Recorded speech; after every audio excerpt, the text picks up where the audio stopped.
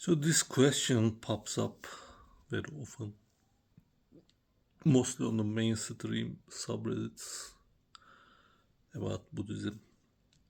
And the question is, in order to be a Buddhist, do I have to believe in the supernatural aspects, the higher realms and these deities and these powers, supernatural powers and afterlife, rebirth, and whatnot.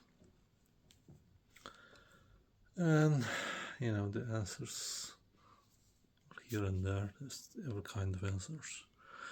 But the question is really problematic. The phrasing of the question.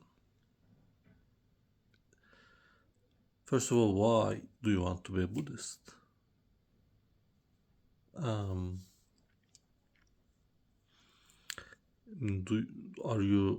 If you are sure about your worldview, if you are a materialist, for example, if you're really sure that this material world is the only reality, then why bother with religion?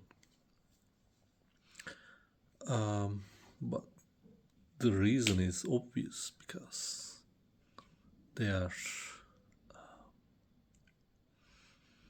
not sure about their worldview and they want to support it with other religions and ideologies.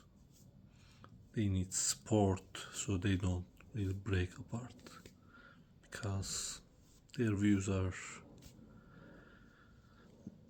they are not in accord with reality of things. So the question that you should be asking,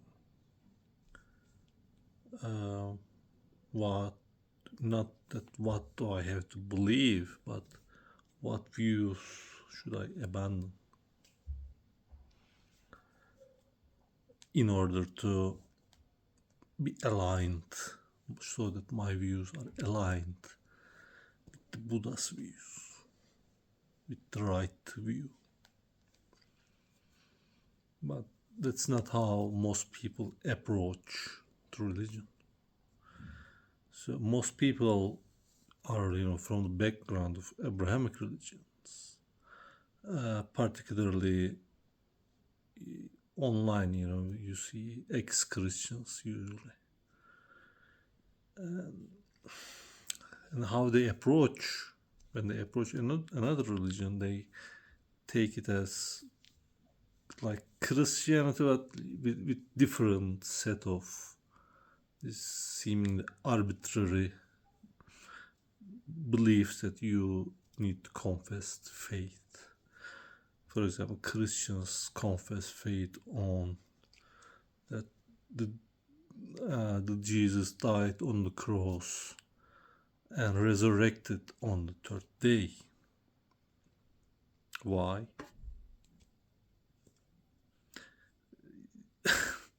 I mean, there's a reason why, but those reasons are not really about spirituality. They're about the forming of early Christianity was just competition between different views, like dozens of different competing views on who the Jesus is, what happened to him, when did he live, these dozens and dozens of competing ideas. Okay. Some believed he was descended from heaven, he didn't have a flesh and blood body, and he didn't die on the cross, he wasn't resurrected, he directly ascended to heaven. There are like, I don't know how many vastly different views. But then one creed takes, just wins over the others and makes sure that everyone agrees their particularity of their creed, so that they can have authority on the believers. So that is the reason why they have this set of, seemingly arbitrary beliefs about the life and death of Jesus. But Buddhism is not something like that. And there is no way of, about Christianity, there is no way of you knowing about this. Even if they happened exactly like they said, how can you know about that? And if you cannot know about that, what does it mean that you believe in that? That just means you obey the authority of the church. That's all that means. So, but Buddhism is not like confessing faith on something happened thousands of years ago. Like particularities of, I don't know, like Jesus being born of Virgin Mary, you need to confess faith. You don't need to do that about the Buddha. But what you need to do is take his views seriously. So you read his teachings, you listen to him, and try to look through his point of view. How does he see the world?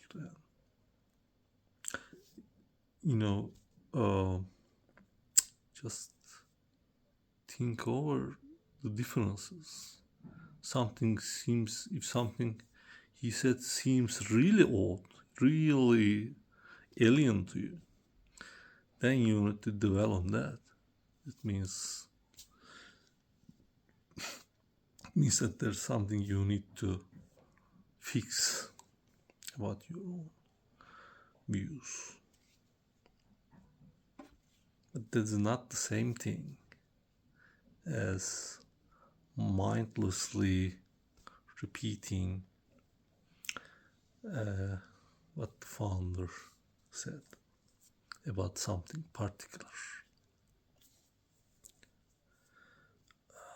When I say these things, people, for example, I said beings are simply not equal.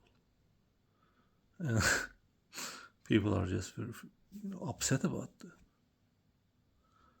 They're accusing me of being blindly,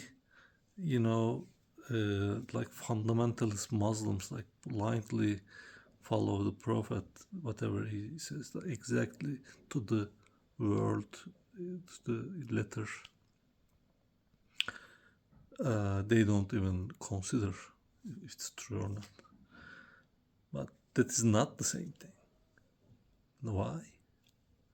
For example, about the equality, let's say. So this person says, I consider all beings as equal. Well, that's outright a lie. It's a complete and utter lie. Because you don't. You don't rent your house to an animal. You rent your house to a dog or a pig. Why? Why not? Even among humans, you don't consider them equal. Even among the very same profession, you want a lawyer, you want the best lawyer. You want to go to a doctor. You want to research who is the best doctor. I mean, just be honest with yourself that you don't consider, you don't live like that. You live among humans. Why do you go live with the wolves if they are the same to you? They don't. They are not the same. Okay? They are not equal. And you don't see them equal if you're honest with yourself, you know they're not equal. But you want to say that, so you get the positive affirmation from other people. And you want to show how good a person you are to other people. So that's the only reason. So where was I? So in a case like this, you read that the Buddha doesn't really consider all beings equal. You question your own view. Okay, even if you think that you believe all beings are equal. Okay, what if I am wrong? Or where am I wrong? And why is this contradiction? The answer is not that, oh, this is just very ancient times, like a backwards culture. No, that's not the answer. Okay. The answer is, in deep down, you don't see all beings as equal, but you are constantly gaslighting yourself and ignoring like all the apparent inequalities and differences.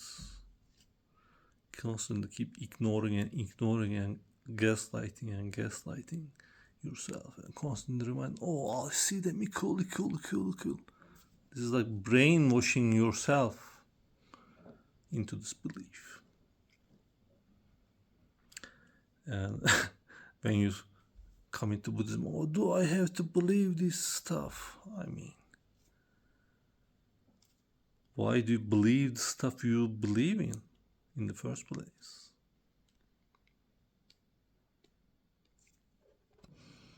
So you believe this material reality is the only reality. Why do you believe that? You only have the memory of this particular reality, and you assume this must be the only one. I mean, that's the only thing that you have in your, evidence. There's nothing. The only thing you can say is, I can only believe something if I see with my eyes and touch with my hands, that I can say, okay, this exists, but nothing else exists. Okay. But you need to acknowledge the immaterial aspect of your existence. So if you think only the palpable, only the material is real, then what is consciousness? So you need to keep reducing your own your own experience into the view of materialism. Then you need to explain away of the very apparently real aspects of your own reality. To explain away consciousness, explain away your feelings. Oh, they are just chemicals. Yeah, I don't know. Just atoms bouncing around. You need to reduce, and you need to, just deny everything. There is no next world.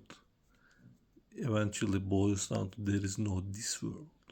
Nothing is real. Nothing exists. So when the Buddha talks about these false views, it's either all exists or nothing exists.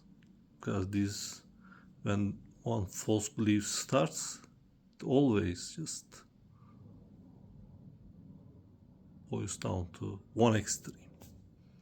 It has to. When you follow it to its conclusion, it has to go in one box. And they are both wrong views, because they all conflict what is apparent if you are not constantly gaslighting and blinding yourself. Okay. So the point is, it is not really taking on some extra beliefs that this alien, I don't know, ideas that you need to just impose on whatever views that you already have. It's about abandoning and revising your wrong views.